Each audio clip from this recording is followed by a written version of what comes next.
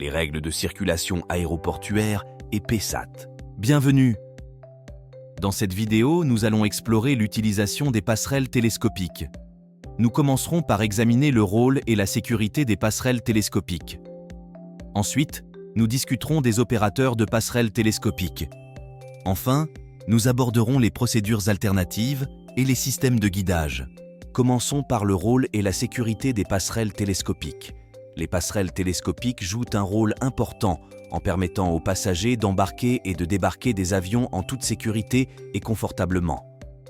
Avant d'utiliser une passerelle télescopique, il est impératif de respecter certaines règles de sécurité fondamentales.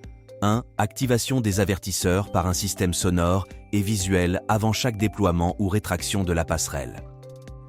2. La mise en œuvre des procédures claires à suivre en cas d'urgence. L'accostage de la passerelle télescopique à l'avion doit se faire avec précision et coordination. Voici les étapes clés. 1.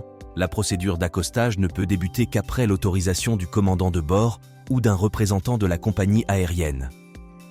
2. L'avion doit être complètement arrêté, les cales de roues en place et les moteurs éteints. 3. En cas de défaillance d'un élément du système visuel de surveillance, une assistance au sol avec communication directe avec l'opérateur est requise. Pendant l'embarquement et le débarquement des passagers, la sécurité reste primordiale notamment. 1. La porte de l'avion doit rester fermée pendant l'accostage et le déaccostage de la passerelle. 2. La barrière de sécurité doit être en place pendant l'utilisation de la passerelle. 3. Un opérateur qualifié doit être présent à son poste pendant toute la durée de l'opération. Passons aux opérateurs de passerelles télescopiques. Les opérateurs de passerelles télescopiques jouent un rôle indispensable. Ils doivent 1. Suivre une formation et des tests de compétences réguliers. 2.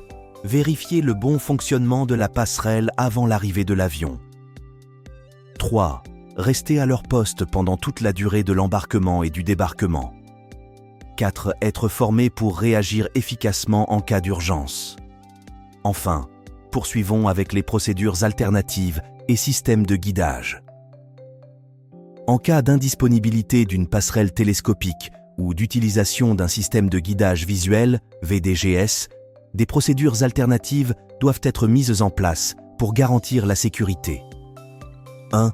L'exploitant d'aéroport doit prévoir des procédures alternatives pour l'utilisation des postes de stationnement desservis par des passerelles inutilisables. 2.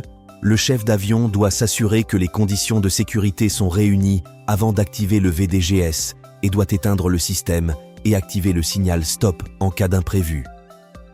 La sécurité aéroportuaire est une responsabilité partagée entre tous les acteurs impliqués.